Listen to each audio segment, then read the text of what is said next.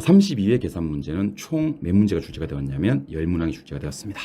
그런데 일단 여러분들 계산 문제가 2문항씩 출제가 되는 파트가 있습니다. 기본적으로 2문항 이상인데 우리가 흔히 얘기하는 수투감입니다. 수용급에서 2개, 투자론에서 2개, 평가론에서 2개, 벌써 6개예요. 수투감에서 2개씩.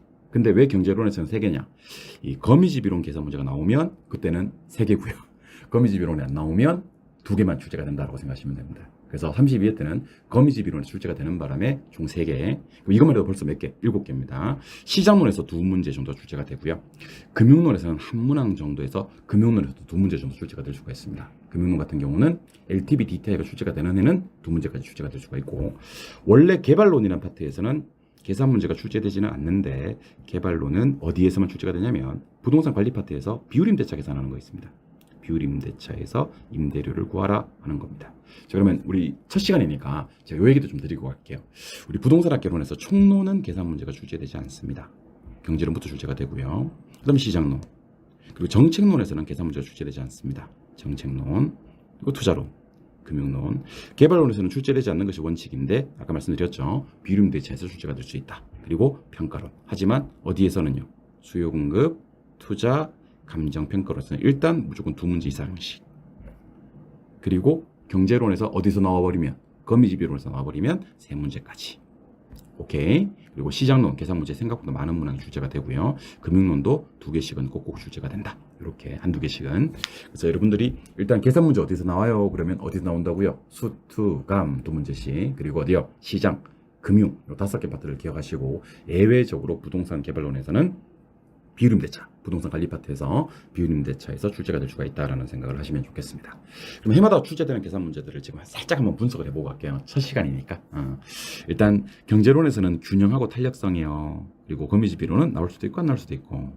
그리고 시장론에서는 입지계수, 그리고 컨버스 분기점 모형 몇 가지 더 추가한다면 정보의 현재 가치, 우리 뭐 빼앗나 했던 거 기억나시죠? 정보의 현재 가치 파트에서 출제가 될 가능성이 있고요. 그 다음에 하나 더, 허프와 레일리의 소멸력 법칙, 그리고 확률 모형 출제 가능성이 특히 33회 때 높습니다. 그래서 이 4개 파트에 출제될 가능성이 있다는 걸 기억하시고, 투자론 같은 경우는 이제 할인연금 투지 분석법에서 2문제가 출제가 되었습니다. 32회 때는요. 하지만 우리 화폐 시간가치 계산에서도 현금 수지 측정, 우리 가공기 유용수 부세형사 했던 거, 그리고 어림셈법, 마지막으로 비율 분석법 이런 데서도 출제될 가능성이 있다는 거. 그리고 금융론에서는 출제될 수 있는 부분이 딱 정해져 있습니다. 원금 균등 상환 또는 원리금 균등 상환, 원리금 구하는 거, 이자 구하는 거, 원금 구하는 거 이런 거. 그리고 LTV 기억나시죠? LTV, DTI 주택 같은 경우고요. LTV 부채 감당률, DCR이라고 그러죠. 상가죠. 이때 대출 가능 금액 산정하는 거 이런 거 좀 기억하셔야 되고요. 금융론에서는 일단 비교 방식에서 공시지가 기준법, 토지 가액 구하는 거 유명하고요. 수익 방식에서 수익 가액 구하는 거, 수익하는법 적용해서. 그럼 하나 남은 게 뭐죠? 원가 방식. 주로 정액법 계산 문제가 출제가 될 가능성이 있다 하는 겁니다. 자, 그럼 지금부터 32의 계산 문제, 균형 계산 문제부터 시작해 보도록 하겠습니다. 자, 반복해서 보시고요. 절대로 5분을 넘지 않는 범위 내에서 진행을 한번 해보도록 하겠습니다. 아시겠죠? 지금부터 계산 문제, 32의 계산 문제 한번 출발해 보도록 할게요.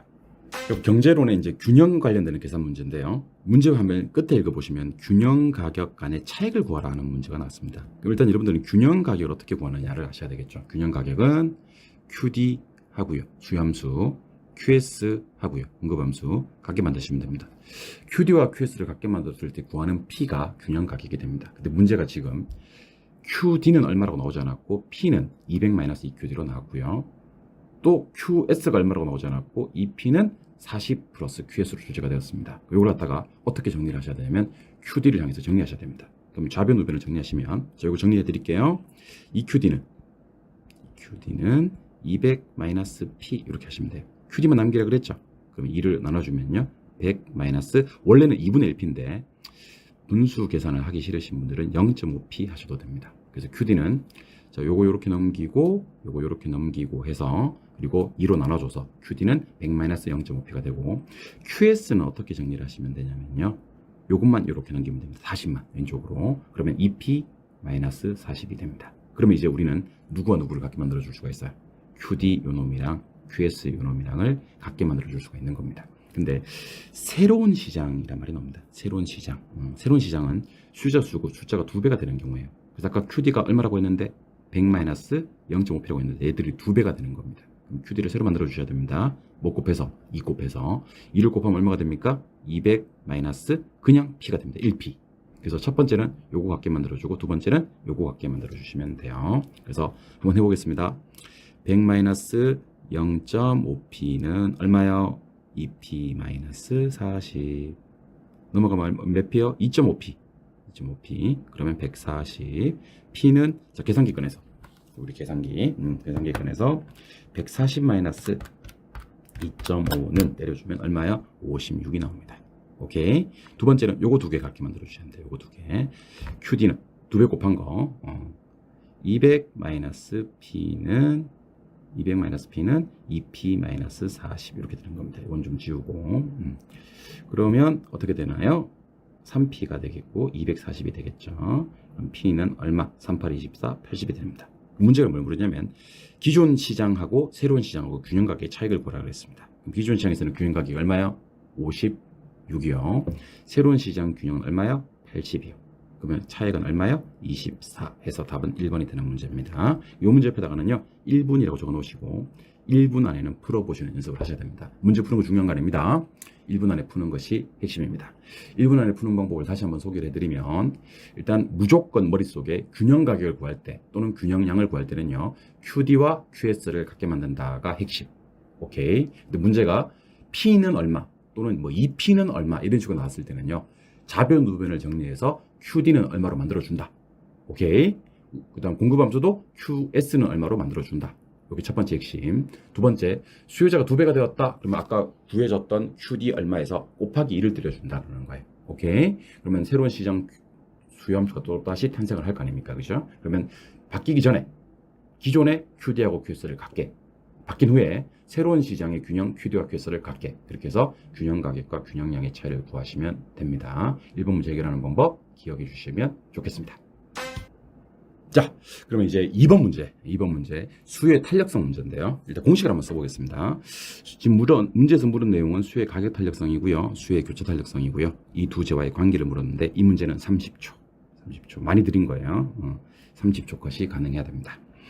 일단 수요와 관련되는 탄력성의 종류는 두 가지가 있습니다. 수요의 가격 탄력성이라는 게 있고요, 수요의 교차 탄력성이라는 게 있습니다. 수요의 가격 탄력성은 절대값을 씌우고요, 가격을 변할 분에 수요량의 변화율 이렇게 하시면 되고, 수요의 교차 탄력성은 절대값 없이 x제의 가격 변화율 분의 y제의 수요량의 변화율 이렇게 하시면 되는 거예요. 그렇다면 자 절대값 있고 없고 차이점이 있고요. 아파트 가격 변화율에 대한 아파트 수요량의 변화율은 수요의 무슨 탄력성? 가격 탄력성. 아파트 가격 변화율에 대한 다른 놈 오피스텔 수요량의 변화율이 수요의 교차 탄력성이 되는 겁니다. 근데 수요의 가격 탄력성은 뭐랑 비교해요? 1과 비교해요. 1보다 크면 탄력, 1보다 작으면 비탄력 이렇게 얘기를 하는 거고요. 수요의 교차 탄력성은 뭐랑 비교해요? 0과 비교해요.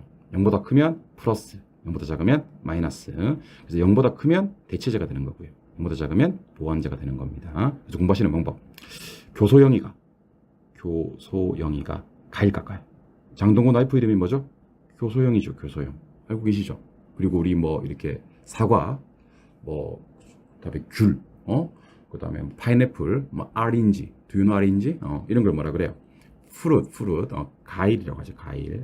그래서 교차 탄력성과 소득 탄력성은 0과 비교하고요, 가격 탄력성은 1과 비교를 합니다. understand? 그래서 1보다 크면 가격 탄력성은 탄력, 비탄력을 따지는 거예요. 근데 교차 탄력성은 방향을 따지는 거죠. 같은 방향 플러스면 대체제, 반대 방향 마이너스면 보완제. 문제 갑니다. 아파트 가격이 10% 상승했다. 그럼 아파트 가격 플러스 10 상승이니까. 아파트 수요량이 5% 감소했다. 아파트 수요량은 마이너스 5. 그러면 절대값 씌웁니다. 그럼 이거 얼마예요? 0.5가 되죠. 0.5는 뭐죠? 1보다 작지. 그러니까 뭐? 비탄력. 그래서 0.5니까 비탄력이니까 답은 1번, 3번, 5번이 되는 그런 문제. 두 번째, 교차 탄력성입니다. 아파트 가격이 10% 상승했습니다. 플러스 10. 그런데 오피스텔 수요량이 8% 증가했습니다. 플러스 8. 절대값 없이 얘는 0.8. 근데 교차 탄력성에서는 1보다 커서 탄력이고 1보다 작아서 비탄력이고 따지는 거 아니에요. 둘의 방향이 같은 방향이죠. 상승하고 증가되고, 그러면 플러스지. 0.8은 플러스입니다. 누르면 무슨제? 대체제. 이렇게 되는 겁니다. 그래서 이 문제는 사실은 2번, 4번은 답이 될 수가 없는 겁니다. 왜냐하면 교차 탄력성이 0.5나 0.8이면서 보완제가 될 수는 없어요. 교차 탄력성이 마이너스 0.5, 마이너스 0.8이 되면 보완제란 말이 나올 수도 있지만 교차 탄력성이 플러스이면서 보완제가 될 수는 없다는 얘기지. 그래서 0.8이면서 얘는 대체제. 그래서 결국 비탄력의 0.8의 무슨 제? 대체제. 0.8의 대체제라고 해야 되기 때문에 답은 몇 번? 3번이 되는 그런 문제. 이 문제는 제가 왜 30초를 드렸냐면, 자, 지금 8장 한번 켜보세요. 8장 이렇게 끼세요. 끼셨어요? 예. 수의 가격 탄력성은 밑에 얼마? 플러스 10. 위에 얼마? 마이너스 5. 하지만 무슨 값? 절대값. 그럼 얼마? 0.5. 1보다 작아. 그럼 뭐? 비탄력. 자, 교차 탄력성은 내 거 가격 변화분의 다른 놈의 수유량이 같은 방향 플러스면 대체제고요. 반대 방향 마이너스면 보완제야. 자, 8장 끼고 절대값 없이 교차 탄력성 갑니다. 아파트 가격 밑에 플러스 얼마? 10. 오피스텔 수유량 얼마? 플러스 8. 결과값 얼마? 0.8. 하지만 이 둘은 같은 방향 플러스죠. 0.8은 플러스입니다. 무슨 제? 대체제. 이렇게 할 수 있어야 됩니다. 그래서 저는 2번 문제 정도는요, 8장 끼고 30초 컷이 가능한 그런 훌륭한 사람이 되었으면 좋겠습니다. 한번 해볼까요? 가격 탄력성입니다. 밑에 얼마? 플러스 10. 위에 얼마? 마이너스 5. 무슨 값? 절대값. 결과값은 0.5. 그럼 뭐? 비탄력. 오케이. 교차 탄력성. 절대값 엄서요. 엄서요. 밑에 플러스 얼마? 10. 위에 플러스 얼마? 8. 결과값 0.8. 근데 상승하고 증가했으니까 같은 방향. 플러스니까 무슨 제? 대체제. 이렇게 할 수 있었으면 좋겠습니다. 하실 수 있겠죠? 오케이. 자, 그럼 지금부터 3번 문제로 가도록 하겠습니다. 3번 문제는 거미집 이론 문제입니다. 거미집 이론. 거미집 이론에서는 우리가 첫 번째로 기억하셔야 될 게 수탄수, 공탄발. 요거 기억하셔야 되죠. 자, 수의 탄력성이 크면 수렴형의 거미집. 오케이. 공급의 탄력성이 크면 발산하는 거미집. 그래서 수탄수, 공탄발 이렇게 기억하셨으면 좋겠습니다. 수의 탄력성이 크면 수렴형, 공급의 탄력성이 크면 발산형. 근데 최근 유행하는 문제는요, 수요 함수와 공급 함수를 줍니다. 수요 함수와 공급 함수를 주어서 탄력성을 구하라고 주는데, 요거 제가 탄력성 좀 빠르게 구하는 방법을 좀 알려드리겠습니다. 탄력성 빠르게 구하는 방법은, 물론 이 탄력성 구하는 방법은 어디에서만 QD는 얼마, QS는 얼마, 또는 P는 얼마, P는 얼마, 이렇게 무슨 함수와 수요 함수와 공급 함수가 나왔을 때만 이걸 적용하는 겁니다. 그래서 어떻게 생각하시면 되냐면, 지금 제가 구하는 탄력성은요, 거미집 이론 전용입니다. 자, 거미집 이론 전용 탄력성 구하는 공식은요, 뭐 앞에 있는 숫자분의 뭐 앞에 있는 숫자냐면 Q 앞에 있는 숫자분의 P 앞에 있는 숫자. 그러니까 이걸 갖다가 개수라고 하거든요. Q 개수분의 P 개수입니다. 그래서 저랑 탄P 이렇게 해주시면 됩니다. 탄P. 탄력성은 위에 P가 올라간다. 오케이? 어디에서만? 거미집 이론 전용. 수요함수와 공급함수에서 탄력성 빠르게 계산하는 방법은요, 탄P 하시면 돼요. 제가 탄 하면 P 한번 해볼까요? 탄 P. 미친놈 같네. 아무튼 그 탄P를 좀 기억해 주시면 좋을 것 같습니다. 그래서 수요함수, A시장에서 수요함수, 여기 D가 수요함수 아닙니까? 그죠? 1분의 1 하시면 돼요. 1. 이거는 1분의 4 하시면 돼요. 4. 1분의 4는 4니까. 그러면 수의 탄력성보다 공급의 탄력성이 더 큰 거야. 그러면 공탄, 발산이 답이 됩니다. 답은 4번 아니면 5번. 그리고 그 분수가 나오면 이거 소수로 바꿔주시기 좋아요. 0.5로 바꿔주시는 게 좋습니다. 2분의 1은. 오케이. 그래서 만약에 뭐 5분의 1이 나오면 0.2. 3분의 1이 나오면 0.33. 4분의 1이 나오면 0.25. 이 정도는 10분의 1이 나오면 0.1. 이 정도는 좀 기억하시기 바랍니다. 2분의 1이니까 0.5. 그리고 또 1분의 2니까 2. 1분의 0.5니까 0.5. 바로 0.5네. 그럼 수의 탄력성이 더 크죠? 수탄수 해서 수렴. 그래서 이 문제 답은 4번이 되는 그런 문제입니다. 그래서 이 문제는요, 제가 20초 드려요. 20초. 8장 한번 껴보세요. 8장.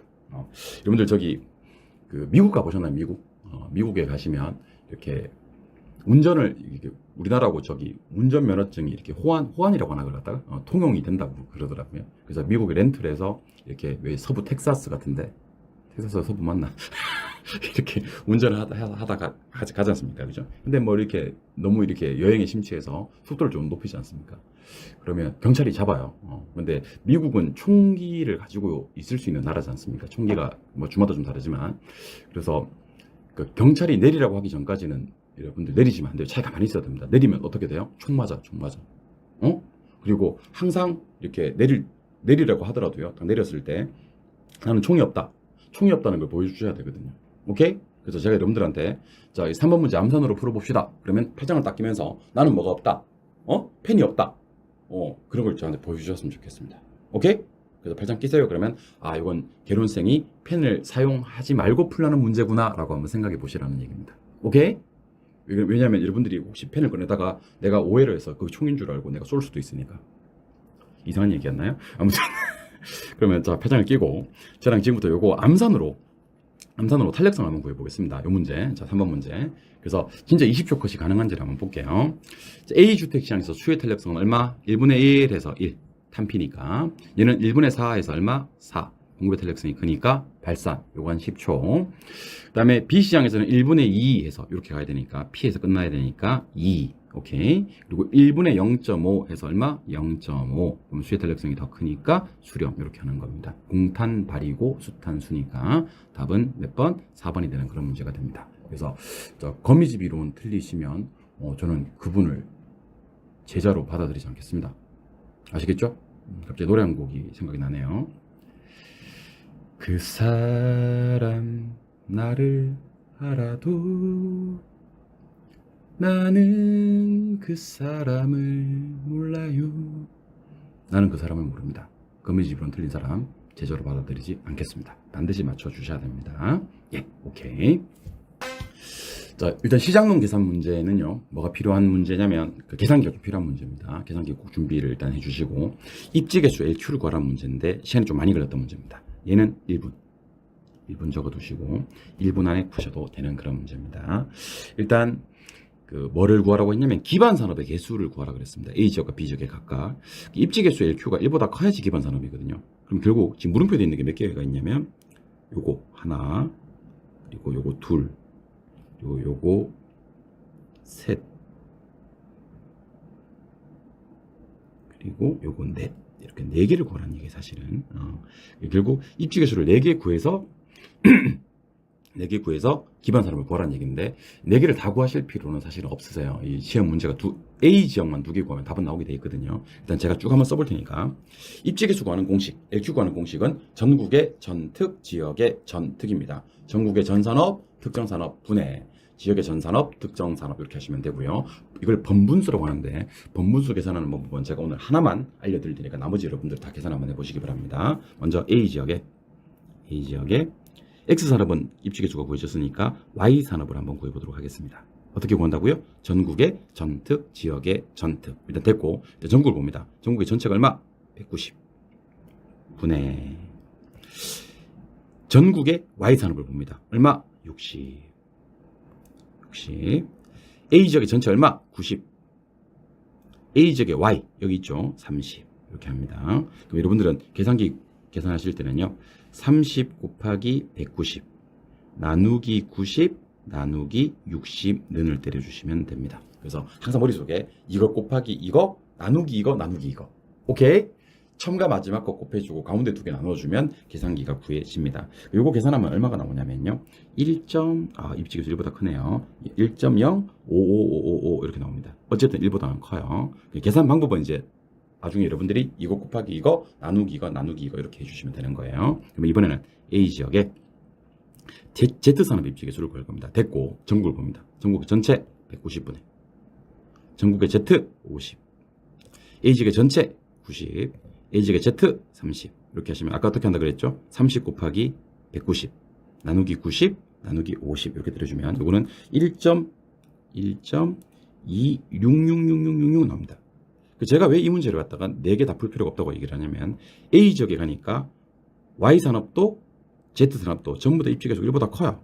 그러면 A지역에서는요, Y산업과 Z산업이 둘 다 기반산업이 되는 겁니다. 기반산업이 몇 개? 2개. 기반산업이 2개인 게 5분밖에 없어. 그럼 우리는 뭘 구하지 않고도 B지역의 X산업과 B지역의 Y산업 입지개수를 구하지 않고도 답은 나온다는 거예요. 출제위원들이 일말의 양심은 있는 겁니다. 그래서 제가 1분을 드린 이유는 뭐냐면, 원래는 1분 더 걸립니다. A지역의 두 산업, Y산업과 Z산업만 구해도 답은 튀어 나온다는 얘기를 드려보고 싶었던 거예요. 이해하셨나요? 오케이. 오케이. 그러면 일단 B지역도 제가 공식을 써드릴게요. B지역의 X산업은요, 전국의 전특, 지역의 전특이니까 전국의 전체가 190, 전국의 X가 80. 요거 얘기하는 거예요. B지역의 전체가 100, B지역의 X가 50. 그럼 여러분들은 50 곱하기 190 나누기 100 나누기 80 이렇게 한번 구해보시면 되고요. 이번에는 B지역의 Y산업 입지계수, 전국의 전특, 지역의 전특, 전국의 전체 190, 전국의 Y가 60, B지역의 전체가 100, B지역의 Y가 30. 그럼 어떻게 한다고요? 30 곱하기 190 나누기 100 나누기 60 이렇게 한번 때려주시면 되는데, 사실은 B와 관계없이 A지역에서 벌써 입지계수가 1보다 큰 게 두 개 나왔기 때문에 그놈을 답으로 찾으시면 된다 하는 겁니다. 그래서 최근 출제 경향은 솔직히 말씀드리면 입지계수 LQ는 한 개만 구하게 내는 경우는 잘 없어요. 솔직히 말씀드리면 최소 2개, 많게는 3개까지 구하라고 나오는 문제이기 때문에 1분 안에 푸는 요령은 있는데 문제 전체 해석적인 측면에서는 1분에 풀기가 좀 어려운 문제일 수도 있다라는 생각은 하시기 바랍니다. 물론 뭐 한두 개 나온다면 당연히 1분 안에 풀 수는 있겠죠. 입지계수는 여러분들이 한번 선택을 해보셔야 될 것 같습니다. 아시겠죠? 입지계수 문제였습니다. 시장론 두 번째 문제는요, 시험 잘 나오지는 않습니다. 사실은 우리가 뭐 14년 주기설이 있을 만큼 컨버스의 분기점 모형 계산 문제입니다. 이제 컨버스 분기점 모형은요, 문제를 풀 때 일단 첫 번째로 해야 될 작업이 뭐냐면 그림을 그리셔야 됩니다. 반드시 그림을 그리시기 바랍니다. 아시겠죠? 제가 수업 시간에 어떤 문제가 났을 때 그림 그리라고 하는 것들이 몇 가지가 있어요. 막 갑자기 이거하고는 관계없는 건데, 원리금 균등상환. 원리금 균등상환은 이렇게 그림을 그립니다. 균등상환이죠. 박스를 하나 그리고요. 대각선을 우화형으로 하나 그리고 원리 이렇게 하시면 됩니다. 그럼 이자는 시간의 경감에 따라서 점점 줄고, 원금은 시간의 경감에 따라서 점점 늘고, 전체 상환 금액의 크기는 변화가 없다. 아무리 공부 잘하시는 분들도 그림 그리시기 바랍니다. 아시겠죠? 그럼 이번에는 컨버스의 분기점 모형 그림은요, 시험에서 시킨 대로 좀 해야 됩니다. A 인구는 64만 명이다. A는 크네요. B 인구는 16만 명이다. B는 한 4배 정도 작네요. 이거는 64만 명이고. 그러면 두 도시 사이 분기점은 어느 도시 쪽에? 작은 도시 쪽에 분기점 형성이 된다는 걸 기억하셔야 되는 겁니다. 오케이. 그럼 전체 거리가 몇 킬로인데? 30킬로인데. 30킬로인데. 문제가 뭐로부터 분기점을 물었냐면 A시로부터 분기점을 물었습니다. 그러면 적어도, 자, 이거 묻는 거거든요. 지금 이거 X라고 했을 때 X를 묻는 거거든요. 적어도 절반보다는 더 나와야 돼. 15보다 더 나와야 돼. 그림 그리니까 1번, 2번, 3번은 날아가는 겁니다. 4번, 5번 중에 찍으면 되는 겁니다. 그래서 컨버스 분기점 모형 그림 안 그리시는 분들 보면 제가 너무 좀 안타깝습니다, 솔직히. 내가 섭섭한 거 좀 얘기해도 되나요? 오늘 섭섭한 거 얘기 좀 하고 싶네. 자, 민법은 지문 3개 떨어뜨리려고 어떻게 공부를 하냐면 문제 옆에다가 갑 그리고, 을 그리고, 병 그리고, 화살 표시 막 쓰고, 그리고 막 병이 선인지 악인지 알았거나 알 수 있었는지 막 판단하고, 그리고 다툼이 있을까봐 판례도 보고 막 그러지 않습니까? 그죠? 그리고 지문 3개 떨어뜨려내고 엄청나게 자기 스스로 갖다가 막 이렇게 쓰담쓰담하고 대견하고 한단 말이야. 근데 개론 같은 경우는 지금 컨버스의 분기점 모형 같은 경우는 그림 하나 그리시면요, 작은 도시 쪽에 분기점 형성이 되거든요. 그림 하나 그리시면 일단 적어도 15보다는 더 나와야 되지. 왜냐면 작은 도시 쪽에 가깝게 경계가 형성이 되고 큰 도시 쪽으로 멀리 떨어지기 때문에, 그럼 15보다 더 나와야 되기 때문에 지문 3개 떨어져 나가는데 이 좋은 걸 안 하시면 저는 사실 좀 섭섭합니다, 여러분들. 내 섭섭한 거 얘기해도 되긴 하잖아요, 그죠? 그러니까 요거는 그림을 그리시는 것 원칙. 일단 공식은 이러합니다. 원래는 이렇게 풀어야 됩니다. 1 플러스 루트 L로 동기점이니까 64분의 16분의 그 다음에 전체 거리 30km 이렇게 하시면 됩니다. 그래서 1 플러스 루트 A 면적분의 B 면적분의 AB 전체 거리, 1 플러스 루트 A 인구분의 B 인구분의 AB 전체 거리 이렇게 하시면 되는 겁니다. 이렇게 되면 루트 4분의 1이 나오기 때문에 그 문제 풀기가 좀 어렵다는 거죠. 그래서 저는 무조건 작은 도시 쪽으로 분기점을 구할 겁니다. 그래서 제가 물은 건 지금 X지만 Y를 한번 구해드릴게요. Y를. 작은 도시로부터 분기점. 그럼 쉬워요. 1 플러스 루트 16분의 64분의 그리고 30km 이렇게 하는 겁니다. 오케이. 그럼 이 루트 4가 나옵니다. 루트 4 끄집어내면 2가 나옵니다. 앞에 1 플러스가 있습니다. 3으로 나눠줍니다. 그러면 10인데 10이 답이 아니죠. 제가 구한 건 작은 쪽으로부터 분기점을 구했습니다. 우리는 뭘 알고 있죠? 전체 거리를 알고 있습니다. 그래서 30에서 10을 빼버리면 20km가 A로부터 분기점이 된다. 그래서 답은 4번이 됩니다. 그래서 우리가 구한 숫자 10을 체크하고 싶어도 우리는 걔를 벌써 어떻게 했죠? 배제를 했습니다. 그죠? 배제를 했으니까 그 부분은 빼고 나머지 거리 이렇게 해서 20km. 답은 4번이 되는 그런 문제입니다. 그래서 컨버스의 분기점 모형 계산 문제가 시험에 떴을 때는 어떻게 해요? 어떻게? 일단 그림부터 그리자. 그래서 다행히 작은 쪽으로부터 분기점을 구하라 그러면 걔가 답이고요. 큰 쪽으로부터 분기점을 구하라 그러면 작은 쪽으로부터 분기점을 구한 다음에 전체 그래서 빼주면 나머지 거리가 큰 쪽으로 분기점이 되는데 지문 5개 중에서 그림만 그려도 몇 개가 통상 2-3개가 날아간다 하는 것을 기억해 주시면 좋겠습니다. 이게 시험에 또 나왔으면 좋겠는데 컨버스 분기점 계산 문제는 솔직히 말씀드리면 자주 출제되지는 않습니다. 10년, 14년 주기설이라는 표현이 있습니다. 컨버스 분기점 모형은 상식적으로 판단하시고 공식 하나 가볍게 1 플러스 루트 A 면적분의 B 면적분의 AB 전체 거리가 A로부터 분기점 구하는 공식이다 하는 것만 기억을 하시면 좋겠습니다. 컨버스 분기점 모형 오케이. 자, 이번에는 이제 투자론 계산 문제를 풀이를 해드릴 거예요. 투자론의 계산 문제가 32회 때는 두 문제 나왔는데 둘 다 할인연금 주지 분석 빼서만 나왔습니다. DCF법에서만. 그리고 둘 다 원래 내부 수익률은 원래 중요하지 않거든요. 수년가 구하는 거랑 수익성 지수 구하는 거 아니면 수년가 구하는 것만 나왔다는 것을 기억해 주시면 좋겠습니다. 오케이. 자, 그러면 일단 이 문제 6번 문제를 한번 풀어보도록 하겠습니다. 초기에는 돈을 쓰죠. 지출을 합니다. 출이 3,800, 1,250, 1,800이 되는 겁니다. 요거는 그냥 지출이에요. 지출. 현재 가치고 할인할 필요 없어요. 근데 1년 후에 12월 30일이니까 1년 후에 유입 돈을 벌었어요. 할인율은 몇 프로고? 5%고.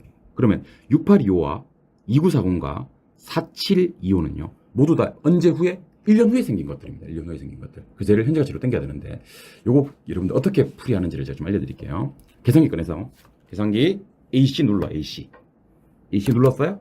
그러면 6825 나누기 1.05는 6825 나누기 1.05는 1 플러스 Rn소 나눠주거든요. 그럼 여기 얼마가 나오냐면 6,500이 나와요. 오케이? 6,500 위에다 칩니다. 6,500 위에다 제가 부르는 것만 2940는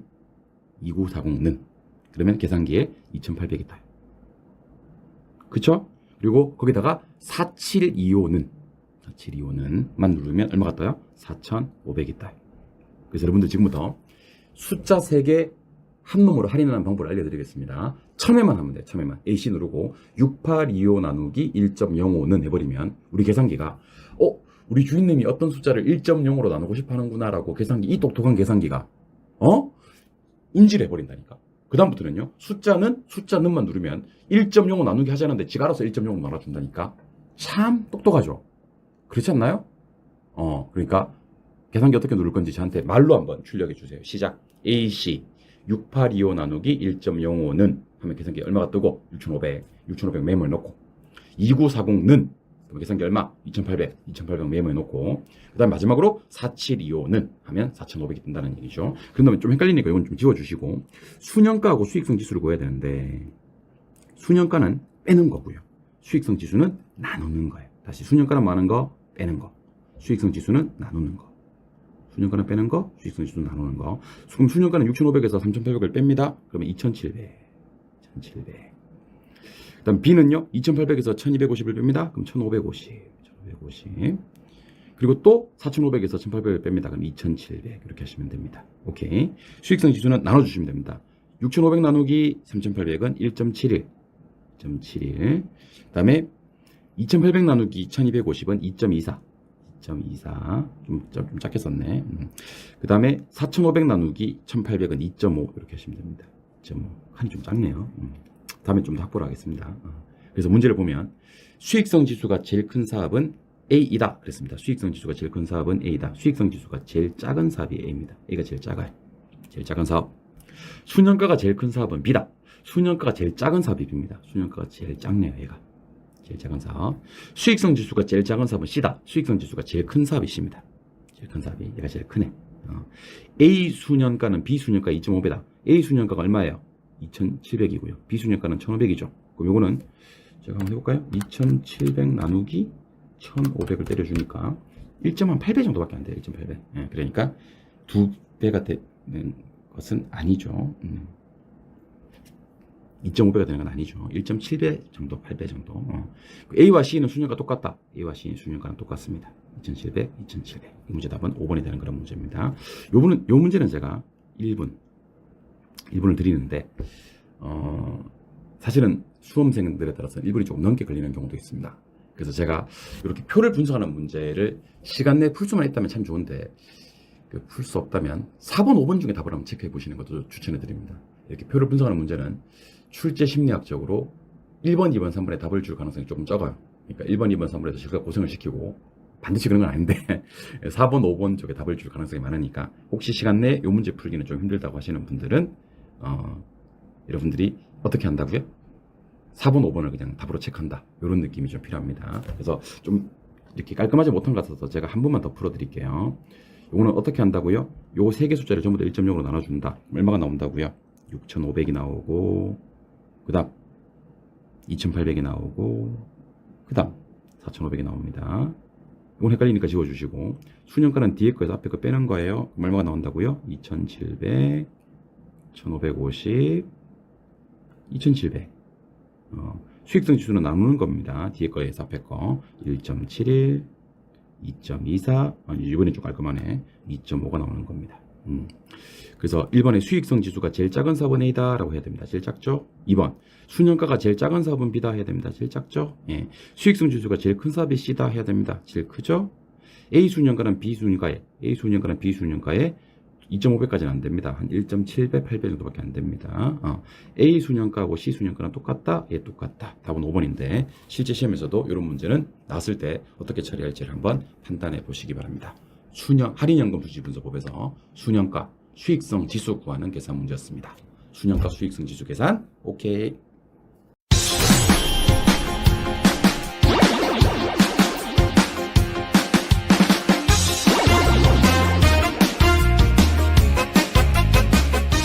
7번 문제, 두절은 7번 문제, 수년가를 구하라는 문제입니다. 수년가를 구하라는 문제. 일단 수년가는 들어온 돈의 현가에서요, 나간 돈의 현가를 빼줘야 됩니다. 입의 현가에서 출의 현가를 뺀다. 이게 수년가다. 근데 출이 나와 있습니다, 지금. 나간 돈이 1,100만 원이다. 그럼 이제 우리는 들어온 돈만 구하시면 되거든요. 그래서 제가 이 문제 푸는 방법을 좀 알려드릴 테니까 잘 보시기 바랍니다.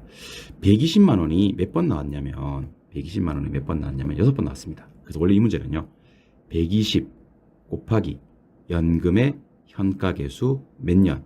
6년 계산하고요. 1420이 몇 번 나왔죠? 한 번 나왔죠. 그래서 1420 곱하기 일시불의 현가계수 7년을 구한다. 이 둘을 더해줘야 됩니다.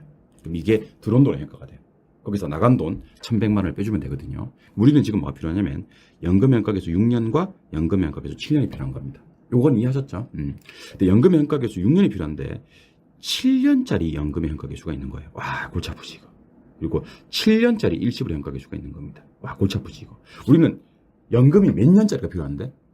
6년짜리가 필요한데 지금 지문에는 연금 현가계수가 7년짜리가 나와 있습니다. 그 말은 연금을 7년으로 만들어라는 얘기입니다.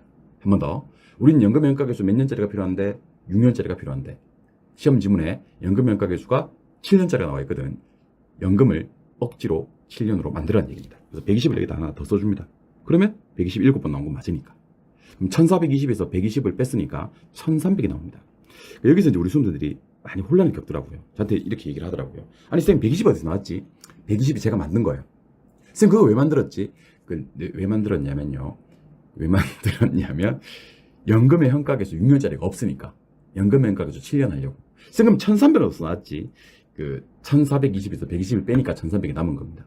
그래서 이 문제를 어떻게 풀어야 되냐면 원래는 이렇게 풀어야 되는데 120 곱하기 이제 됩니다. 이제 연금의 현가계수 몇 년? 7년. 오케이. 그리고 1300 곱하기 일시불의 현가계수 7년 이렇게 하시면 됩니다. 근데 연금의 현가계수 7년짜리는 3.50이고요. 일시불의 현가계수 7년은 0.60입니다. 자, 계산기 꺼내셔서 AC 누르고 AC 눌렀어요? 예. 120 곱하기 3.50는 때려줍니다. 120 곱하기 3.05는 때려주니까 420이 뜰 거야. 420 위에다 쳐야 됩니다. AC 누르지 말고 420 위에다가 1300 곱하기 0.60는 때려줍니다. 계산기 얼마가 뜨냐면 780이 뜹니다. 이때 우리는 짜잔하고 GT를 눌러줍니다. GT라는 것은요, 그랜드 토탈의 약자로서 앞에 계산한 것을 싹 다 더해버리겠다는 겁니다. 그래서 여러분들이 계산기 두드릴 때는요, 120 곱하기 3.50는 오케이 숫자 확인하고 1300 곱하기 0.60는 숫자 확인하고 GT 눌러주면요, 앞에서 계산한 는과 뒤에서 계산한 는을 지가 알아서 더해줍니다. GT 누르니까 얼마가 나오냐면 1200이 나오거든요. 오케이? 그럼 들어온 돈 얼마? 1200. 아까 나간 돈 얼마? 1100. 빼주면 순위가는 얼마? 100. 답은 1번이 되는 그런 문제입니다. 이 문제는 제가 감히 한 40초라고 좀 소개를 해드리겠습니다. 만약에 GT 연산을 하지 않으시면 40초는 더 걸려요. 한 1분은 걸리는데 GT 연산이 되시면 40초 안에 풀 수가 있습니다. 아시겠습니까? 40초 적어 놓으셨어요? 오케이. 자, 그러면 이 문제는 문제 풀 때 사실은 패턴이 정해져 있거든요. 연금을 부족하게 줘요. 그래서 한 해 더 만들어줘야 돼. 그래서 마지막에 있는 숫자에 그동안 쭉 나왔던 숫자들을 한 번 더 써준다. 그리고 나머지 차액을 써준다. 그 숫자에서. 오케이. 그러면 연금 나왔던 숫자는 7년짜리로 한번 땡겨주고 남은 차액은 한 번 나왔으니까 일시불 현가로 땡겨주고 GT 눌러서 두 개를 만든 다음에 더한 다음에 나간 숫자를 빼주면 됩니다. 아시겠죠? 그래서 이 문제 이해 안 되시는 분들 제가 이렇게 계산 문제 특강을 기획한 게 세상의 모든 기출문제 특강 계산 문제를 기획한 게 왜 그러냐면요. 이해 안 되는 것만 계속 반복해서 볼 수 있다는 겁니다. 요 강의만. 그렇잖아요? 그러면 언젠가는 알겠지. 사람이 같은 얘기를 5번, 6번 하면 그때부터 이해가 되기 시작할 거거든요. 그런 날이 빨리 왔으면 좋겠습니다. 그래서 요 문제는 거의 패턴이 정해져 있는 문제. 그러니까 그동안 나왔던 숫자들을 한 번 더 써주고 나머지 차익 써준다. 한 번 더요. 그동안 나왔던 숫자들을 한 번 더 써주고 차익 써준다. 그동안 쭉 나왔던 숫자들은 뭐로 땡기고 연금으로 땡기고 마지막 차익은 뭐로 땡기고 일시불로 땡기고 뭐를 눌러서 GT를 눌러서 더해주고 나간 돈을 빼주면 순현가가 나온다. 이 패턴을 기억하시면 좋겠습니다. 할인연금 수지분석법에서 순현가 패턴 익혀야 되는 문제. 오케이. 세모개 세모개 세모개 세모개 세모개 세모개 계산 만점. 자, 그러면 금융론 계산 문제를 한번 풀어보도록 하겠습니다. 금융론 계산 문제는 해마다 나온 건데 일단 원금 균등 계산과 원리금 균등 계산 번갈아 가면서 나온다고 생각하시면 돼요. 두 번째로 나올 수 있는 계산 유형은 LTV, DTI 그리고 LTV 부채 감당률. 주택에서는 뭐요? LTV, DTI. 상가에서는 뭐요? LTV 부채 감당률인데 사실 LTV, DTI 문제, LTV 부채 감당률 문제는 해마다 시험에 출제가 되었었는데 이게 32회 때 한번 쉬었던 이유가 이제 2022년도부터는 LTV, DTI를 적용한 게 아니라 LTV와 DSR을 적용하거든요. 그래서 DTI가 좀 한물 같다? 라는 느낌. 근데 DSR은 아직 실무적으로 정착이 좀 덜 됐다. 그래서 시험에 내기는 아직까지 상당히 좀 시기상조라는 측면이 조금 있습니다, 사실은. 그래서 제 느낌에는 LTV, DTI 문제는 한 번 더 쉬거나 DSR이 정착되기 전까지 아니면 아예 상가, 아싸리 상가 쪽으로 LTV와 부채 감당률 해서 우리 순부조 하는 거 있었지 않습니까? 그죠? 그걸 가지고 푸는 문제가 나올 가능성이 높다 하는 것도 기억하시면 좋을 것 같으세요. 일단 이 문제 한번 풀이를 하기 전에 저랑 해설 하나만 좀 보고 오겠습니다. 해설. 자, 원금 균등선에서는 두 가지 해설을 좀 보셔야 되는데요. 원금을 구하는 공식이 융자 원금 나누기 상환 기간이다. 요거 하나랑 요거 꼭 좀 기억하셔야 됩니다. 이자 구하는 공식은 융자 잔고에다 이자를 곱하면 되는데 결국에 우리가 기억하셔야 될 건 요 공식입니다. 융자 원금에다가 빼기 상환 원금 곱하기 n-1 곱하기 이자료입니다. 말로 하는 하니까 힘든데 이게 쉬워요. 실제로는 요거 1번으로 계산하고요. 요거 2번으로 계산하고요. 마지막에 3번 이자를 곱해준다라는 느낌이 좀 중요합니다. 오케이. 그리고 이 문제는 들어가기 전에 뭐부터 좀 할 거냐면 이자 구하는 공식을 하나 써놓고 출발을 하겠습니다. 이자 구하는 공식. 자, 이자는 융자 잔고 곱하기 이자율인데 1회차 이자를 구할 때는요. 1회차 때는 융자 원금이 잔고로 다 남아있거든요. 아직 하나도 안 갚았으니까. 그래서 융자 원금 곱하기 이자율에도 괜찮다는 거 기억을 하시기 바랍니다. 그리고 이 문제는요. 지금 물은 게 대출 금리가 기억이고요. 3회차 상환에 될 원리금이 니은입니다. 그래서 이걸 구하는 건데 이런 문제 나오면 자 1, 2, 3 그리고 원리 이렇게 주시면 됩니다. 1, 2, 3 원리 이렇게 한 번 더 시작. 1, 2, 3 원리 한 번 더 시작. 1, 2, 3 원리 이렇게 기하시면 됩니다. 됐죠? 예. 빌린 돈이 6억이고요. 상환기간이 30년이니까 6억 나누기 30을 때려주면 1년에 갚아야 될 원금이 2천만 원이에요. 근데 얘는 어떻게 되냐면 계속 2천만 원이에요. 왜요? 원금 균등이니까 2천만 원 적어놓고 문제에서 1회차 원리금 상환액 1회차 원리금 상환액 4,400만 원이 되어 있습니다. 4,400만 원이래. 아니 그러면 원금만 2천이고 이자가 4,400이면 원리금이 4,400이면 이자는 2,400만 원이라는 결론이 나오겠죠. 오케이. 그러면 자 이자 구하는 공식 한번 써보겠습니다. 이자는 은행에서 빌린 돈 얼마에다가 6억에다가 금리 몇 퍼센트를 곱하면 이자 2,400이 나오느냐 하는 거거든요. 1회차 이자요. 1회차 이자. 1회차 때는 돈을 하나도 안 갚았기 때문에 빌린 돈이 잔고로 다 남아 있습니다. 그러면 금리를 어떻게 구하냐면 2,400 나누기 6억 때려주면 돼요. 그러면 여러분들 계산기 꺼내서 2,400 나누기 6억 는 때려주면 계산기에 0.04가 뜰 거예요. 금리가 4%라는 결론이 나옵니다. 4%. 그래서 일단 답이 될 수 있는 건 1번 아니면 몇 번이요? 2번이요. 3회차 때 상환해야 될 원리금을 구하라고 했는데 결국 이 문제는 뭘 구하라는 문제냐면 3회차 때 상환해야 될 이자를 구하라는 문제예요. 그럼 3회차 때 상환할 이자만 구하면 두 개를 뭐 해주면? 더해주면 이자가 튀어나오는 겁니다. 한 번만 더 보고 올게요. 이자 구하는 공식은요. 요거 기억하셔야 됩니다. 융자원금에다가 상환원금 곱하기 n-1 곱하기 이자율. 그리고 계산은 가운데 거 제일 먼저, 앞에 거 두 번째, 이자를 곱하는 거 세 번째 하는 거다. 요 공식을 기억하셨다가 다시 돌아옵니다. 요 공식 기억하셔야 돼. 그래서 일단 은행에서 빌려온 융자원금이 6억입니다. 6억 빼기 1년에 갚는 원금이 2천만 원입니다. 2천만 원 곱하기 3회니까 n-1 2회차를 때려주고 방금 구한 따끈따끈한 금리 4%를 때려주는 겁니다. 계산기 다 되고 이거 1번, 이거 2번, 이거 몇 번? 3번. 제가 계산해 드릴 테니까 제가 똑같이 한번 해봅시다. 자, 2천만 원을 다 때려보세요. 2천만 원 곱하기 2 했어요? 빼기 6억 곱하기 4%까지만 하시면 됩니다. 계산기에 마이너스 2240이 뜰 거예요. 마이너스 2240만 원 뜰 건데 마이너스 빼고 읽으시면 돼요. 2240. 근데 쌤 왜 이렇게 무리해서 마이너스 계산을 하지? 계산기 한 번에 계산하려고. 2천만 원 곱하기 2 빼기 6억 곱하기 4% 하면 2240. 그럼 3회차 원리금은 두 개를 합쳐줘야 되니까 4240만 원이 되는 겁니다. 4240만 원. 답은 1번이 되는 그런 문제가 됩니다. 오케이. 이 문제는요. 원금 균등 계산 문제는 1, 2, 3 원리 적어놓고 1회차 금리 구하라고 하면 원금 2,000원 1회차 때 다 갚은 원리금이 4,400. 그러면 이전 얼마? 2,400. 6억에서 얼마 곱하면 2,400? 4% 곱하면 금리 4% 나왔고 3회차 이자 어떻게 구한다고요? 6억 빼기 2천만 원 곱하기 2 곱하기 4%. 계산 어떻게 한다고요? 2천만 원 곱하기 2부터. 그리고 뭐 빼주고 6억 빼주고 마지막에 몇 % 때린다? 4%. 그럼 얼마요? 2240. 원금은 2,000이었으니까 원리금은 4240. 답은 1번이 되는 그런 문제입니다. 반복적으로 한번 풀어보시고요.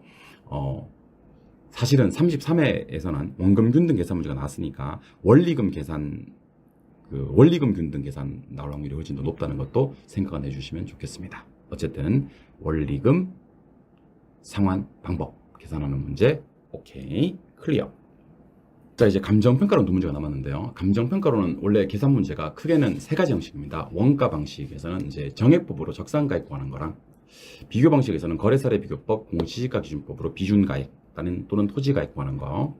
수입 방식에서는 이제 수익가액 구하는 게 핵심인데요. 해마다 거래사례 비교법이나 공시지가 기준법은 꼭 나온다고 생각하시면 됩니다. 그래서 문제 보시다가 변동률이 나오면 이거는 시점을 수정하는 거거든요. 그래서 공시지가 기준법이라는 것은요.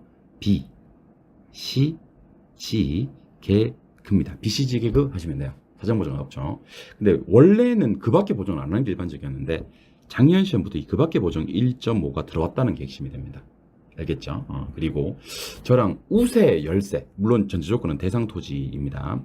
우세 열세 처리하는 방법을 좀 알려드리겠습니다. 우세가 뜨면 1점하고 생각하세요. 1점하고 5% 우세는 100분의 105니까 1.05, 3% 우세는 1.03, 10% 우세는 1.1, 20% 우세는 1.2.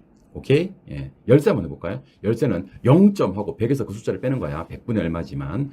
3% 열세. 일단 0점부터 합니다. 열세가 나오면. 0.97. 10% 열세. 0.9. 15% 열세. 0.85. 이렇게 해주시는 겁니다. 그리고 그 밖에 보정 신경 쓰셔야 되고요. 멋이 중하죠? 돈이 중요합니다. 1,000만 원 곱하기. 변동률 5%. 1.05. 10% 우세. 1.1. 20% 열세. 0.8 이렇게 하고 끝내시면 절단 납니다. 절단 나는겨. 니마 그 강을 건너지 마오. 그 밖에 보정 1.5를 해주셔야 됩니다. 이게 핵심이 되는 거예요. 1.5, 0까지. 0 해도 되고 안 해도 되고. 그리고 너를 누르면 답이 튀어나오는 그런 문제거든요. 저도 해볼 테니까 계산기 꺼내서 한번 해봅시다. 1,000만 원 곱하기 1.05 곱하기 1.1 곱하기 0.8 곱하기 1.50는 때려주면 계산기에 1386만 원 이렇게 나옵니다. 답이 3번이 되는 그런 문제입니다. 요거는 그 밖의 보증을 반드시 한다라는 거 기억하시고, 제가 이거 싹하면 다 지워볼게요. 싹하면 다 지워볼 겁니다. 이거 좀 제가 지워도 되겠죠?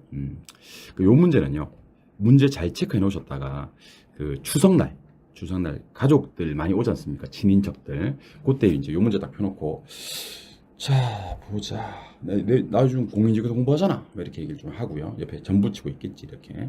그러면 대상 토지 가격이나 구해볼까고 한 개도 안 쓰고, 자 보자, 이 1000만 원 곱하기 1.05 곱하기 10% 웃으니까 1.1 곱하기 20%를 쓰니까 0.8 곱하기 1.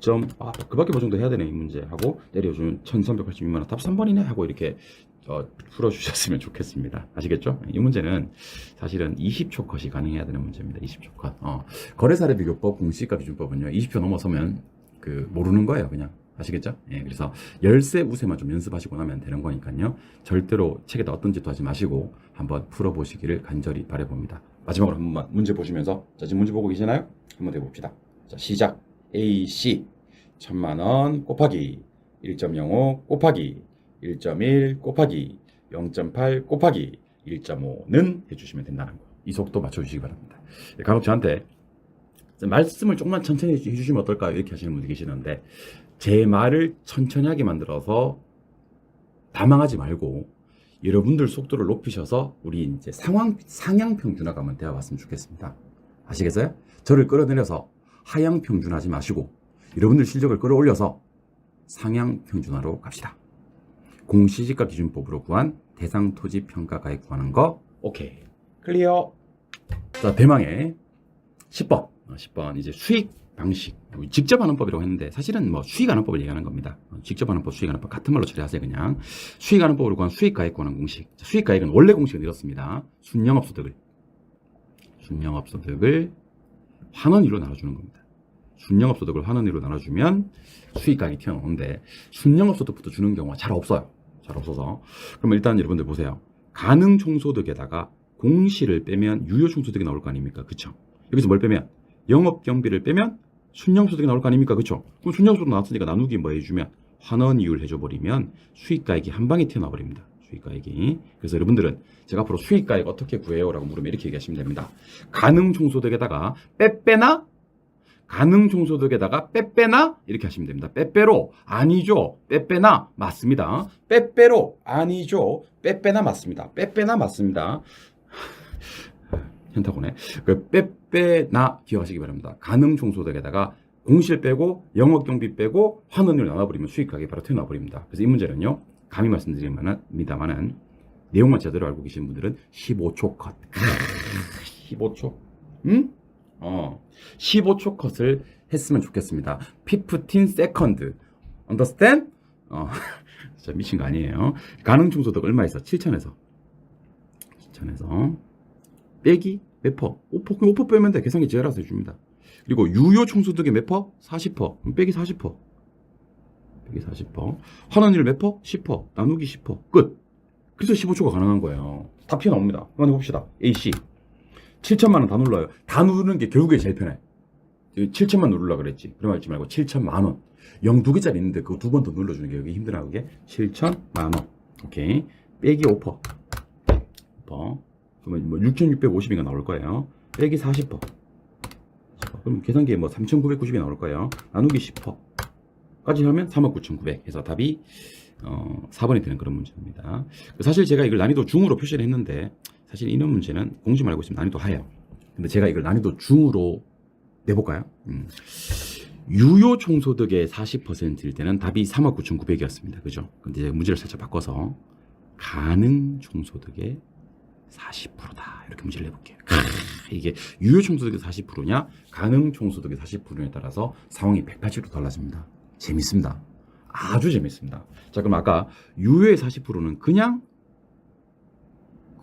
7천에서 5% 빼고 40% 빼고 10%를 뺐는데, 가능 총소득의 40%를 어떻게 구하는지를 제가 좀 알려드릴게요. 답은 결판이 났지만 일단 7천만 원을 때립니다. 똑같이 5%를 때립니다. 그 다음에 빼기, 이번에는 여러분들이 계산해 주셔야 됩니다. 아까 가능이 얼마였지? 7천. 그 중에 40%, 2,800을 빼줘야 됩니다. 1,800만 원. 그러니까 가능성도 7천에 40%를 때려야 된다는 거라고. 그리고 나누기 10%는 똑같습니다. 빼빼나는 변함이 없으니까. 그럼 계산기에다 대고 한번 해볼게요. 7천만 원 빼기 5% 빼기 2,800만 원 나누기 10% 해드리면 계산기에 얼마가 나옵니까? 3억 8,500이 나옵니다. 8,500. 답이 3번이 되는 그런 문제입니다. 아, 지금 이 문제 답이 4번이라면서. 4번인데 이렇게 가능 종소득의 40%로 바꾸면 답이 달라진다는 겁니다. 한번 내볼까요? 7천만 원 빼기 5%. 오케이? 빼기 5%. 좀 이상하게 됐네. 아, 제가 이걸 누르고 있었더니만 이 생방송의 묘미 아니겠습니까? 그죠?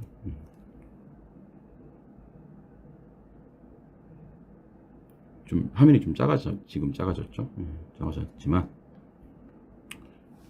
다 했기 때문에 이거 그냥 할 수가 없어. 어쩔 수가 없어. 일단 7천 편집자 알아서 하겠죠. 7천 빼기 5% 빼기 2,800만 원 나누기 10% 때려주면 계산기에 3억 8,500이 나오는 3번이 나오는 그런 문제가 됩니다. 그래서 이게 가능의 40%인지 유효의 40%인지에 따라서 또 답이 달라진다는 것도 기억을 하셨으면 좋겠습니다. 지금 화면이 왜 이렇게 되어 있냐면요. 제가 이걸 펜을 이렇게 뚝 누르고 있으니까 이게 캡처가 돼버리네 이게.